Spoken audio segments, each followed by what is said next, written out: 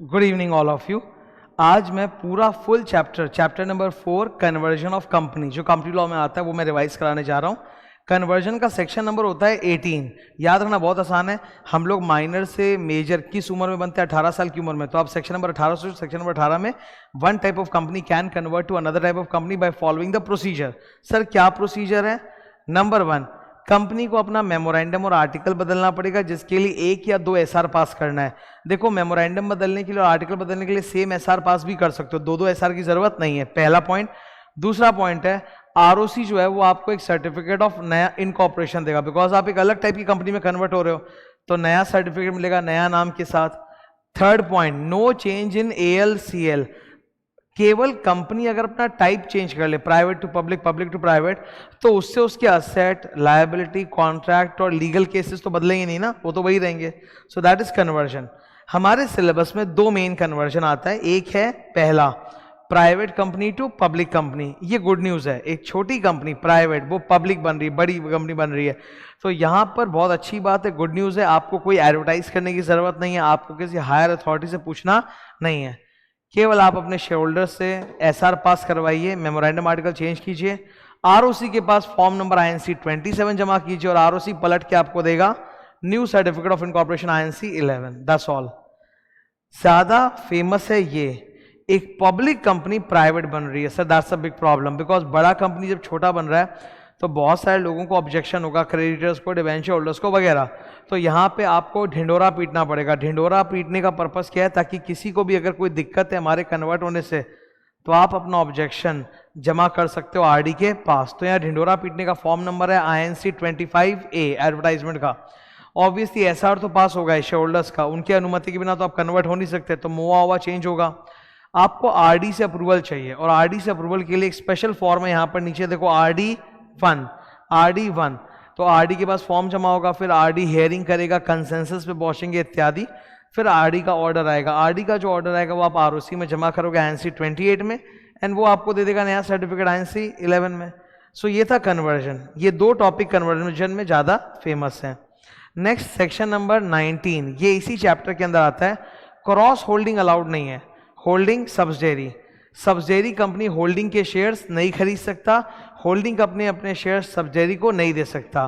केवल 3 exceptional cases है जहां पे सब्सिडियरी होल्डिंग के शेयर्स खरीद सकता है। उसको याद रखने के लिए हम लोग बोलते हैं belt, BLT।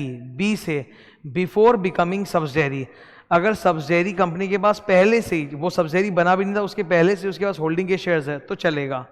LT, legal representative, trustee. As a legal representative, as a trustee for someone else, but not as an owner. In 2 cases में लीगल रिप्रेजेंटेटिव और ट्रस्टी में सब्सिडियरी के पास वोटिंग पावर भी रहेगा, वो होल्डिंग के एजीएम में vote कर सकता है। Section number 20, service of documents. अगर कोई भी इंसान कंपनी को डॉक्यूमेंट या नोटिस भेजना चाहता है तो 5 मेथड से जिससे भेज सकता है। वो 5 मेथड सारे अच्छे वाले हैं, ऑर्डिनरी पोस्ट नहीं है इसमें। Register post, speed post, courier, hand delivery, email, fax, सारे अच्छे वाले हैं।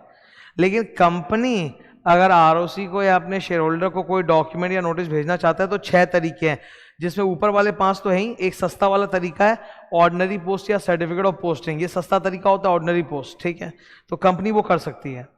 एक मेंबर को हक है कि वो कंपनी को रिक्वेस्ट कर सकता है कि आपको मैं फीस दे रहा हूं, पैसा दे रहा हूं, प्लीज आप मुझे एक पर्टिकुलर प्रिस्क्राइब मोड से भेजिए ताकि मेरे घर पे पक्का टाइमली पहुंच जाए। Company will have to follow that request. Section number 21, देखो कंपनी के बिहाफ में जितने भी कॉन्ट्रैक्ट्स होते हैं, लीगल केसेस, कोई तो साइन करेगा, somebody has to sign। Company के तो हाथ होते नहीं है। सेक्शन 21 और अगले पेज पे है सेक्शन 22। सेक्शन 21 हमें यह बताता है कि कौन है वो जो कंपनी के बिहाफ में सारे कंपनी के एग्रीमेंट, कॉन्ट्रैक्ट, लीगल प्रोसीडिंग वगैरह साइन कर सकता है। कौन है वो? तो इसका जवाब है एनी कोई, KOE, KMP officer employ who has been authorised by the board of directors to sign, वो साइन कर सकता है। तो सेक्शन 21 में बताता है कि कौन साइन कर सकता है, पर जो साइन कर रहा है उसके पास अथॉरिटी कहां से आई, ये हमें सेक्शन 21 में नहीं 22 में पता चलता है।